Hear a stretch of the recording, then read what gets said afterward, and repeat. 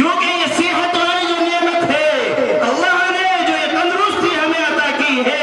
اس کے دھوکے میں پڑ کر انسان نیک کاموں کو ٹالتا ہوا چلا جاتا ہے۔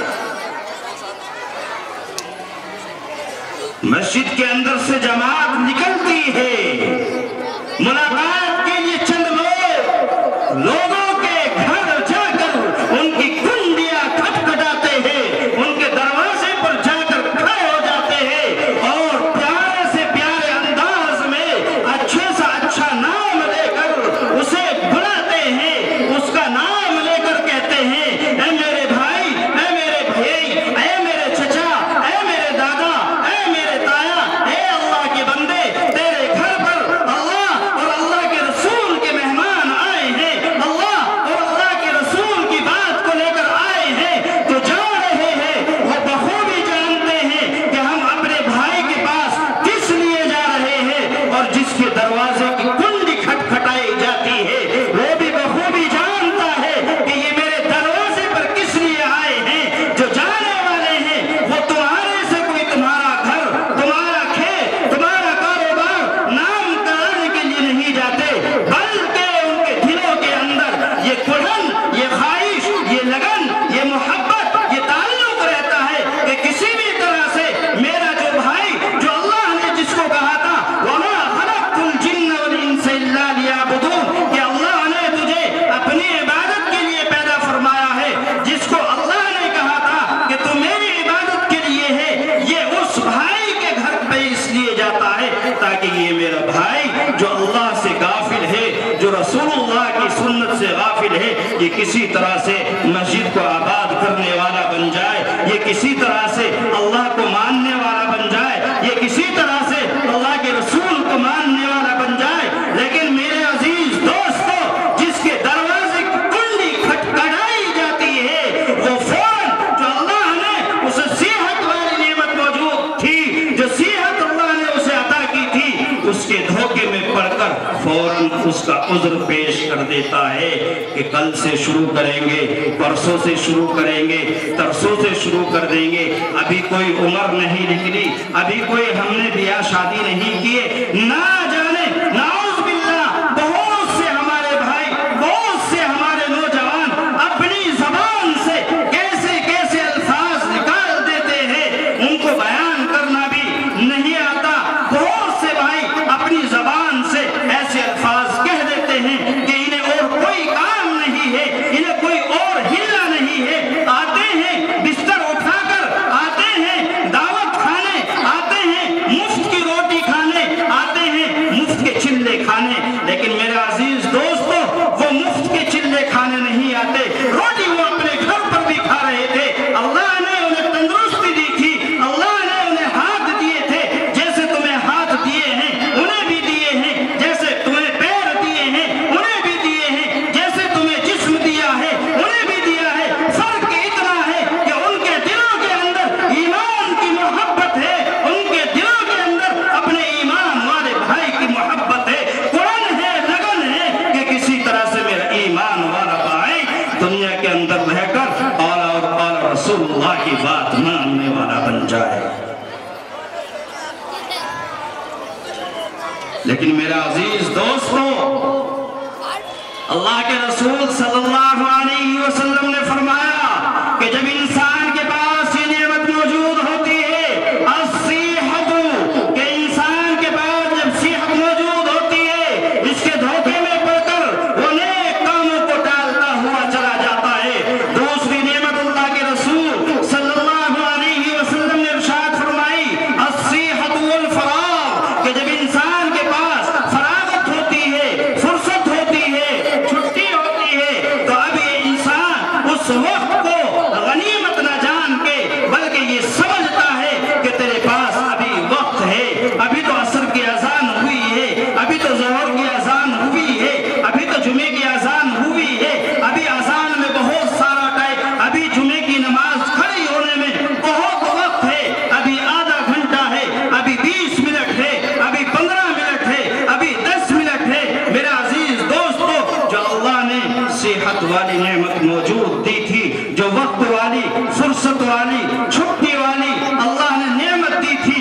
اس وقت کے دھوکے میں پڑ کر اسے ایسے ہی گزار دیتا ہے،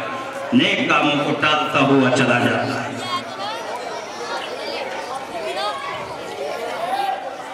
لیکن اللہ کے رسول صلی اللہ علیہ وسلم نے آگے ارشاد فرمایا کہ اے لوگو ذرا غور سے سنو،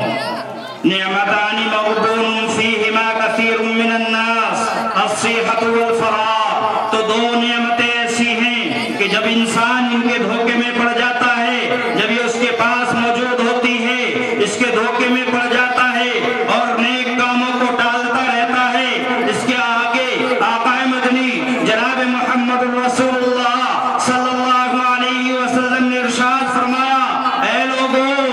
اگر تمہارے دل کے اندر، اگر تمہارے ذہن کے اندر، تمہارے دل کے اندر کسی نیک کام کرنے کا خیال آئے تو سمجھو یہ اللہ کی طرف سے مہمان ہے۔ کیا فرمایا کہ اگر تمہارے دل کے اندر کسی نیک کام کرنے کا خیال آئے تو سمجھو یہ اللہ کی طرف سے مہمان ہے۔ تمہارے دل کے اندر آیا مجھے کسی غریب کی مدد کرنی ہے، تمہارے دل کے اندر آیا مجھے کسی فقیر کی مدد کرنی ہے، تمہارے دل کے اندر آیا مجھے کسی یتیم کے سر پر ہاتھ رکھنا ہے، تمہارے دل کے اندر آیا کہ مجھے فجر کی نماز ادا کرنی ہے، تمہارے دل کے اندر آیا کہ مجھے جمعے کی نماز ادا کرنی ہے، تمہارے دل کے اندر آیا کہ مجھے حج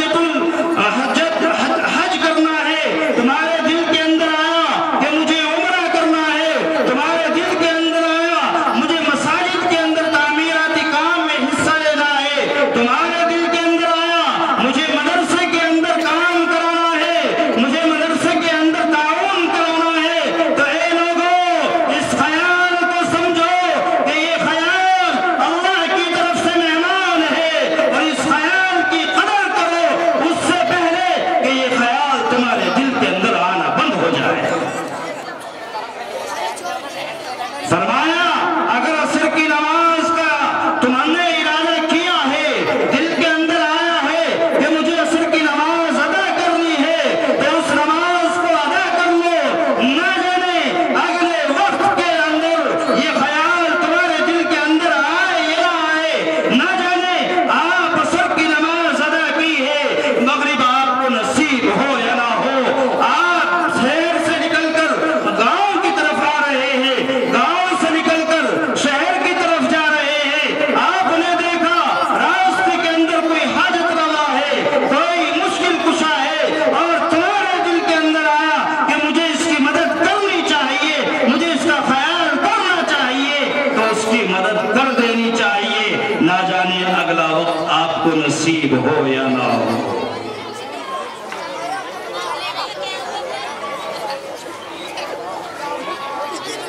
لیکن میرے عزیز دوستو، اللہ کتنی محبت کرتا ہے، اللہ اس بندے سے بے انتہا محبت کرتا ہے کہ اس بندے کے لیے، اس بندی کے لیے، اس ایمان والے کے لیے، اس ایمان والی کے لیے اللہ رب العزت نے انگنت موقع ایسے دیے ہیں کہ جس طرح سے یہ پوری زندگی اللہ کی نافرمانی میں گزارتا ہے، اللہ کی وحدانیت کو ٹھکرا کر رسول اللہ کی سنتوں کو چھوڑ کر یہ زندگی گزارتا ہے، اور بڑا مت ماننا آج مسلمان، آج ایمان والا اگر اس سے ایمان کا تقاضا کیا جائے، آج اس سے ایمان کے بارے میں پوچھا جائے، شریعت کے بارے میں معلوم کیا جائے، آج اس سے اپنے مذہب کے بارے میں، اپنے قرآن کے بارے میں، اپنے مسائل کے بارے میں، اپنے مدارس کے بارے میں، اپنی مساجد کے بارے میں آج اگر اس سے معلوم کیا جائے تو میرے عزیز دوستو بالکل صفر ملتے ہیں، آج کوئی جانکاری نہیں۔ کیوں؟ کیونکہ آج ہم نے ان مدارس سے ناطہ توڑ دیا، آج ہم ان مدرسہ والوں کو، آج ہم قرآن کو، قال رسول اللہ صلی اللہ علیہ وسلم کی تعلیمات کو، آپ کی سنت کو آج ہم فضول سمجھتے ہیں، کیونکہ اس کے اوپر نہ ہماری جان لگی ہے نہ ہمارا مال لگا ہے، اس لیے اس کی حقیقت اور اس کی وقعت ہمارے دلوں کے اندر سے نکل گئی۔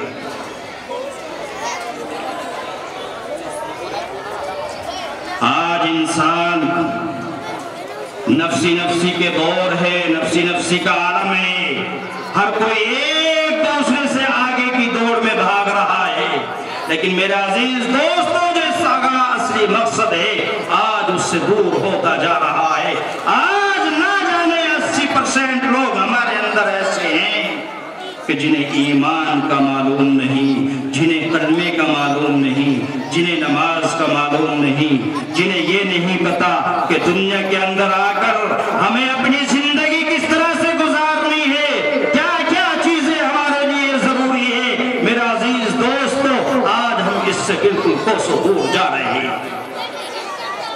کوئی ایک چیز آج ہم یہ بتلا دیں کہ ہاں ہم رٹول والے اس چیز پر متفق ہیں کہ آج ہمارا اٹھنا یا ہمارا بیٹھنا یا چلنا یا سونا یا کھانا یا پینا یا رہنا یا کاروبار یا ہماری کاشتکاری یا ہماری زراعت یا ہماری دکان یا ہمارا کھانا یا پینا رسول اللہ صلی اللہ علیہ وسلم کے طریقے کے مطابق ہو، آپ کی سنت کے مطابق ہو، آپ جس مذہب کو ماننے والے ہیں، جس شریعت کو ماننے والے ہیں، کوئی ایک چیز بتلا دے کہ ہاں ہم پورے لوگ، ہم اپنی شادی، اپنے بیاہ، اپنے کاروبار، ہاں ہم رسول اللہ کے مطابق اور اپنے مذہب کے مطابق کر رہے ہیں۔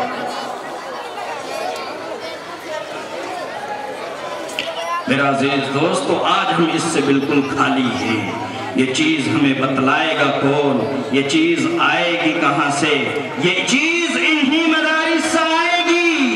یہ جو یہاں فرش کے اوپر بیٹھ کر پڑھانے والے ہیں، یہ جو قرآن کی تعلیم دینے والے ہیں، یہ جو ننھے بچے قرآن کی تعلیم پڑھتے ہیں، یہی ہمیں بتلائیں گے، یہی ہمیں سکھلائیں گے۔ اور خدا کی قسم یہ بات بجا نہیں ہے کہ اگر آج ملک ہندوستان کے اندر اگر اسلام زندہ ہے، قرآن باقی ہے، ایمان باقی ہے، تو انہی مدارس اور انہی مراکز کی بدولت ہے۔ ورنہ آج ہم میں مسلمانی کہیں سے کہیں تک بھی نظر نہیں آتی۔ حقیقت ہے یا نہیں؟ صحیح ہے یا نہیں؟ یا میں غلط کہہ رہا ہوں؟ یقیناً آج اگر ہمیں کہیں نور کی کوئی کنار نظر آتی ہے، روشنی اگر کہیں نظر آتی ہے، تو خدا کی قسم انہی مدرسوں کے اندر سے نظر آتی ہے، انہی مراکز کے نظر سے آتی ہے، جو یہ بستر اٹھائے پھرتے ہیں، یہ جو ٹھوڈی میں ہاتھ ڈالتے ہیں، یہ جو خوشامدیں کرتی ہے، خدا کی قسم اپنے لیے خوشامد نہیں کرتے، تمہاری خوشامد اس لیے کرتے ہیں کہ یہ میرے بھائی کسی بھی طرح سے اللہ کو ماننے والے بن جائے، یہ جنت کے اندر جانے والے بن جائے، یہ جہنم کا ایندھن بننے سے بچ جائے۔ ان کی نسلوں کے اندر دین باقی رہے، ایمان باقی رہے، ان کی نسلوں کے اندر ایمان باقی رہے، قرآن باقی رہے۔ ورنہ عزیز دوستوں، کوئی اور دوسری چیز ایسی نظر نہیں آتی کہ جو ہمارے اندر ایمان باقی رہے۔ تو میرا عزیز دوستو، مجھے یہ بتلاؤ کہ ان مدارس کی ہمیں ضرورت ہے یا نہیں ہے؟ کیا ان مراکز کی ضرورت ہے یا نہیں ہے؟ کیا ہمیں اپنے بچوں کو مذہب کی تعلیم سکھانے کی ضرورت ہے یا نہیں ہے؟ کیا ہمیں اپنے بچوں کو ایمان پر مضبوطی کے ساتھ کھڑے ہونے کی ضرورت ہے یا نہیں ہے؟ یا نہیں ہے یا نہیں؟ ہاتھ اٹھا کے بتاؤ۔ ہے ضرورت؟ ہے اپنے ایمان کو بچانے کی ضرورت؟ ہے اپنی نسلوں کو باقی رکھنے کی ضرورت؟ ہے ہمیں اپنے مدارس کی ضرورت ہے یا نہیں ہے؟ سب کو ضرورت ہے، اور کیوں نہ ہو، یقیناً یہ قوم ایسی قوم ہے کہ اسے ضرورت ہے انہی مدارس کی، انہی مراکز کی۔ اگر انہوں نے انہیں چھوڑ دیا تو میرا عزیز دوستو، تمہارا کوئی پرسان حال نہیں ہوگا۔